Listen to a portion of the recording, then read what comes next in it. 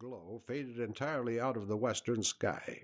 Night enveloped the forest, and the little glade was a bright spot in the gloom. The flickering light showed Mr. Sheppard to be a well-preserved old man with gray hair and ruddy, kindly face. The nephew had a boyish, frank expression. The girl was a splendid specimen of womanhood. Her large, laughing eyes were as dark as the shadows beneath the trees. Suddenly, a quick start on Helen's part interrupted the merry flow of conversation.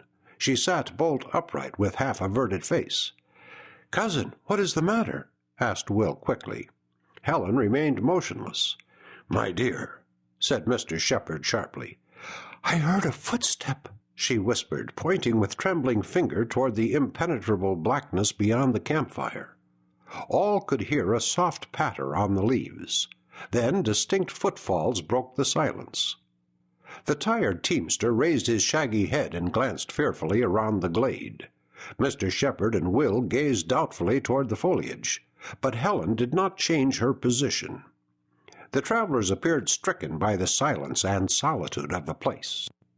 The faint hum of insects and the low moan of the night wind seemed accentuated by the almost painful stillness. "A panther, most likely," suggested Sheppard in a voice which he intended should be reassuring. "I saw one today slinking along the trail." "I'd better get my gun from the wagon," said Will. "How dark and wild it is here," exclaimed Helen nervously. "I believe I was frightened. Perhaps I fancied it. There! Again, listen!" Two tall figures emerged from the darkness into the circle of light, and with swift, supple steps gained the campfire before any of the travelers had time to move. They were Indians, and the brandishing of their tomahawks proclaimed that they were hostile. "Ugh!" grunted the taller savage as he looked down upon the defenseless, frightened group. As the menacing figures stood in the glare of the fire gazing at the party with shifty eyes, they presented a frightful appearance. Fierce lineaments, all the more so because of bars of paint. The hideous shaven heads adorned with tufts of hair holding a single feather. Sinewy, copper-colored limbs suggestive of action and endurance. The general aspect of untamed ferocity appalled the travelers and chilled their blood.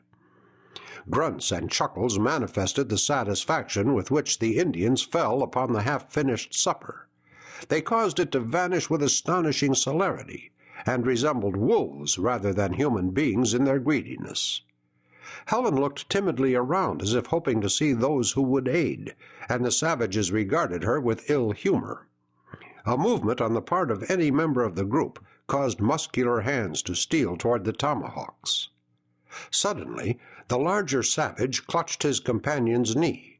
Then, lifting his hatchet, shook it with a significant gesture in Sheppard's face, at the same time putting a finger on his lips to enjoin silence.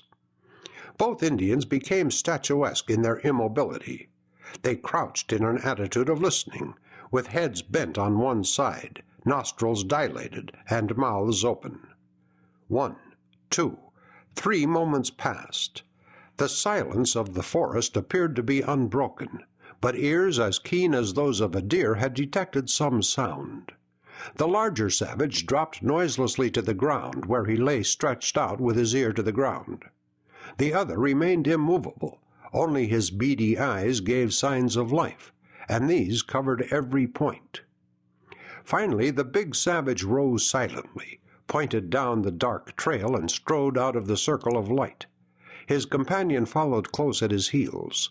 The two disappeared in the black shadows like specters, as silently as they had come. "Well," breathed Helen. "I am immensely relieved," exclaimed Will. "What do you make of such strange behavior?" Sheppard asked of the teamster.